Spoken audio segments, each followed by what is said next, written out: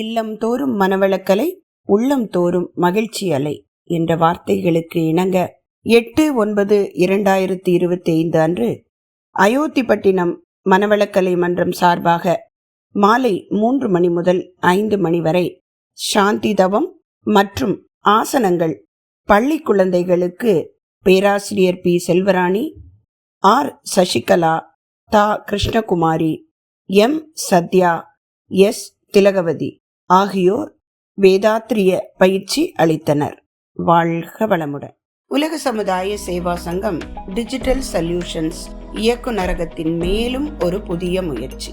அருட்தந்தை வேதாத்ரி மகரிஷி அவர்கள் நமக்கு வழங்கிய மனவளக்கலை யோகாவினை உலகம் முழுவதும் கொண்டு சேர்க்கும் முயற்சியிலே மேலும் ஒரு சிறப்பான திட்டம் சுவடுகள் எனும் புதிய திட்டத்தின்படி உலக சமுதாய சேவா சங்கத்தின் தலைவர் அவர்களின் வழிகாட்டுதலின்படி தொண்டாற்றி கொண்டிருக்கக்கூடிய அனைத்து அறக்கட்டளைகள் மற்றும் தவ மையங்கள், அவர்களது மன்றங்களில் நடைபெறும் விழாக்கள், நிகழ்வுகள் இவை பற்றிய விவரங்களை இணைத்து ஒரு அருமையான காணொலியாக உருவாக்கி அந்த காணொலிகள் அறக்கட்டளைகளுக்கு அனுப்பப்படும். அறக்கட்டளைகள் அவற்றை தங்களுடைய குழுக்களில் மற்றும் சோசியல் மீடியாக்களில் பகிர்வு செய்ய முடியும். இதன் மூலம் மன்றங்களின் நிகழ்வுகளும் அவை பற்றிய விவரங்களும் உலகம் எங்கும் பரவப்படும் போது வேதாத்திரியம் உலகெங்கும் பரவுவதற்கு ஏதுவாக இருக்கும். அது மட்டுமல்ல, மன்ற நிகழ்வுகள் பற்றிய காணொலியை காண்பதன் மூலம் மற்ற அறக்கட்டளைகளும் தங்களது மன்றங்களில் புதிய நிகழ்வுகள் நடத்தவும் தங்களுடைய மன்ற நிகழ்வுகளை பகிர்வு செய்யக்கூடிய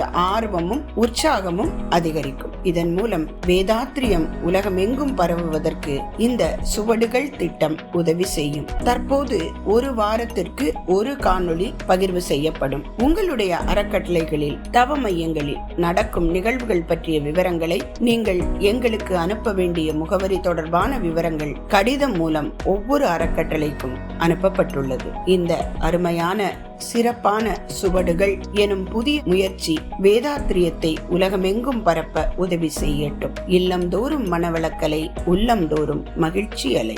வாழ்க வளம்.